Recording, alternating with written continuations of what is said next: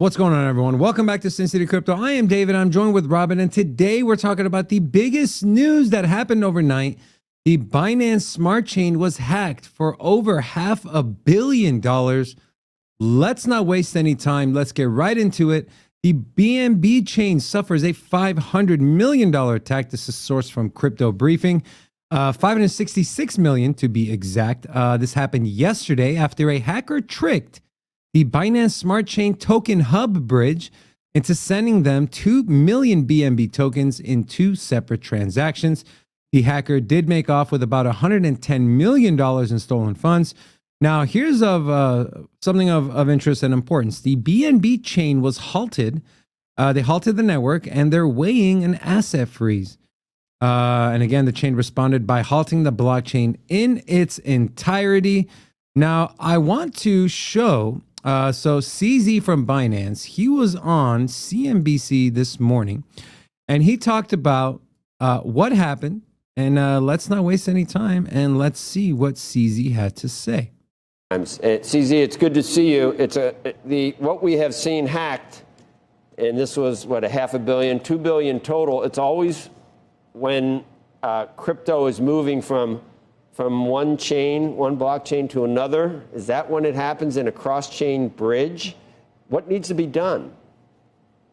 Yes, so that is what happens for a cross-chain bridge. And what has to be done, I think, the industry, as an industry, we just got to learn how to learn from this kind of mistakes and make our code more secure.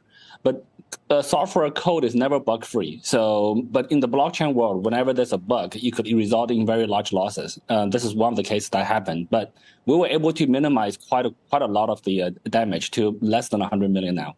I mean, we usually think of the blockchain itself as being almost fortress-like. And that's why, with confidence, you're able to say that everything else is safe in terms of the actual network, the BNB network itself has never been hacked. Yes, in this case, the BNB blockchain itself has not been hacked. This is the cross-chain bridge that sits between two blockchains that allows users to change from one token to another. As you have said, we have seen many of this type of exploits in the industry this year, last year, but every bridge is a little bit different. So we're still there are still new exploits that's being found, but the blockchain itself has no problems. CZ, it's so good to the see blockchain itself has no problem. We keep seeing these bridge hacks, hundreds of millions of dollars being stolen. And Robin, share your thoughts. Are you surprised this happened? Why does this keep happening? What do we do to fix it? I am surprised. This is one of the big boys, and they haven't had many issues, not any that I can recall as of lately. And so you would think that they're pretty bulletproof, and yet we see another bridge hack, another vulnerability that comes from a bridge integration. I know we discussed it on our live show, but I feel like the layer ones, the base blockchains, they shouldn't be playing around with bridges. Let a third party chain or dApp or ecosystem handle that load, because you're essentially opening up the door for all kinds of issues. And I think Cosmos is a great option when it comes to a third party blockchain. And let them, they've spent the time, they've done the research on how to facilitate transactions from one chain to another. They've done the research for you. Why open yourself up to risk? A little concerning that the blockchain just straight up came to a halt. It's concerning that they're trying to freeze the assets as well. I think they already have. I'm not 100% sure, but anyways, it doesn't feel like the blockchain that we know. It doesn't feel like the decentralized cryptocurrency ecosystem that we know. You have someone turning off the switch and saying, hey, thought this was decentralized, but you know what? It ain't running right. We're going to shut this whole thing down. And you know what? These wallets here, they're sus. So we're going to shut them down too. I mean, I'm happy you brought up decentralization, and this is a big point of topic when it comes to regulation, when it comes to people like SEC chairman or SEC commissioner, chairman, whatever, Gary Gensler, is that he's saying these aren't as decentralized as you think they are. So, and when stuff like this happens, it essentially proves him right. What are your thoughts on what would have been better?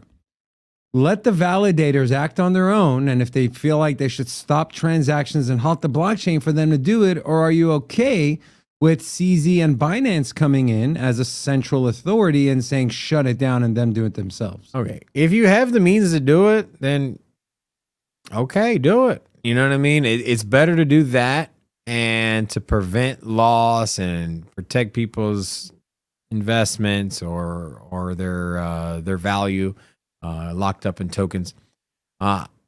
Now, with that said, I was hoping they didn't have the ability to do that, because what happens if they get subpoenaed? And can they stop the blockchain? Can they freeze certain wallets? This isn't an exchange account. This is where you gotta let this sink in here. You know, we hear about Binance and Coinbase. You know, there's sanctions over there in Russia, and you know these oligarchs, they can't transact. They're gonna freeze their wallets. That's one thing. That's on the exchange. Now you're transacting on what's supposed to be a decentralized platform that facilitates smart contracts, and yet you have the institution behind it coming in and pulling their weight. They're shutting off wallets. They're shutting off the chain.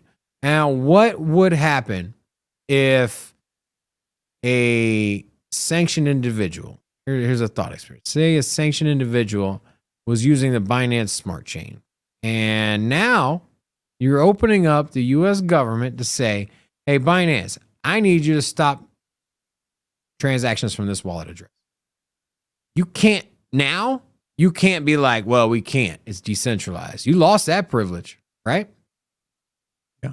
And so is it, if you had the power to do it, sure. You know what? Save some people money, save yourself some reputation, you know, put a stop to it.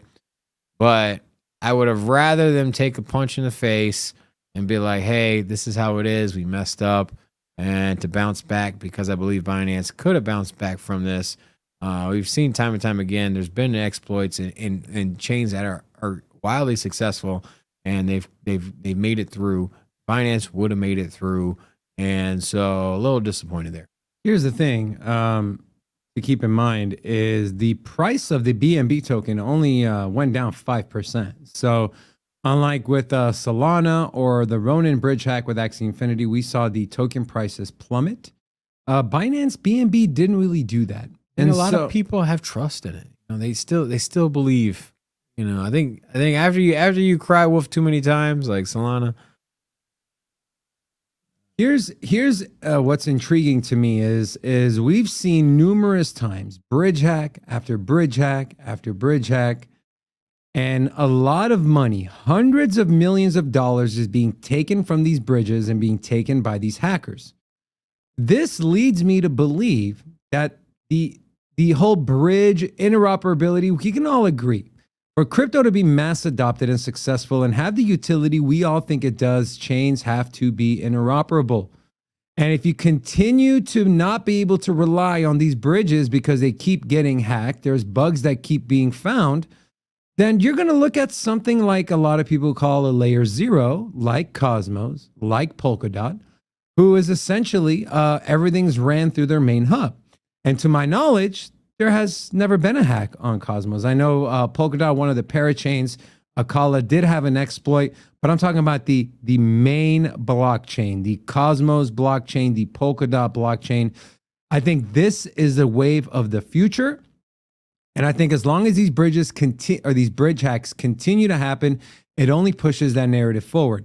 Here's what's concerning to me is that Binance stepped in and they shut the blockchain down. And we all know, if you've watched our channel, we've shown almost every single Gary Gensler testifying in front of the Senate, in front of the House, in front of Congress.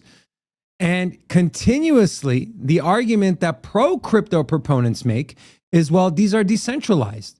They're not controlled by one entity, by a centralized entity. And his thing is, well, are they really decentralized? This gives Gary Gensler the ammunition he wants and the ammunition he needs to go after all these crypto projects, these blockchains that he thinks is a security, which is 99% of projects Gary Gensler thinks is a security. And so this is not only not good for Binance, this isn't good for crypto in general. And the whole topic of decentralization, that's only going to continue to heat up. And what blockchain, what can we look at and say that thing is pretty much, well, nothing is 100% decentralized, but what is the most decentralized? You look at something like Bitcoin, and that's why a lot of people, a lot of the Bitcoin maxis say the rest, Bitcoin is the only true decentralized. Can we ever get to the point, Robin, where outside of Bitcoin, right, where we become decentralized to the point where if something like this happens, there's rules in place, there's things in place that automatically do what a central authority would have to do to save money from an exploit?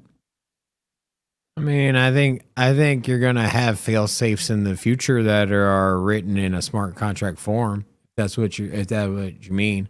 I don't think that's here just yet.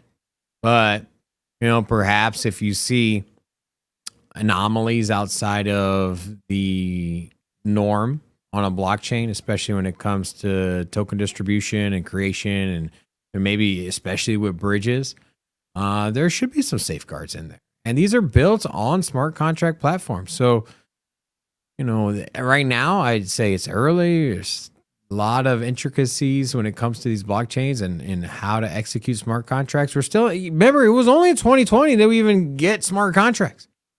2019 technically was Ethereum. Now, it was 2018. Nobody was using a Uniswap here. This is new stuff. And so the smart contracts are going to grow. Perhaps this will be a thing of the past. Maybe we look back and be like, remember all those bridge hacks, man? Good thing that's under the table. But as of right now, I would be extremely careful if you are using a platform that has any kind of interconnectivity when it comes to bridges. It might not be the best time to take risk till this kind of plays out, right? Yeah, and to kind of wrap this thing up, to piggyback off what Robin said, we are early. This is a new technology. We don't have the manpower or the skill power, some people call it, to really hone things in yet. But here's why it's so crucial right now. It's because we don't have the regulatory framework for crypto to be mass adopted and for people to stop feeling like, hey, is crypto going to stay around? Is this an asset class I want to invest in long term? For that to happen, guys, we need regulation. And for us to be where we are today, where regulators across the world, not just here in the US, are looking at how they should regulate, how they should label cryptocurrencies, when stuff like this happens at this pivotal moment, it is not good. So if you love BNB, if you hate BNB, you hate to see stuff like this, this will for sure play a part in how these regulators draw up bills and regulate the crypto industry. So we should all be hoping for everything to go smoothly. With that being said, that'll do it for the video today. Thank you guys so much for watching. Make sure to come join us Monday through Friday at 10:30 a.m. Pacific Standard Time for our daily live show. On behalf of myself and Robin, thank you guys so much again. We love you. We'll see you next time. Peace.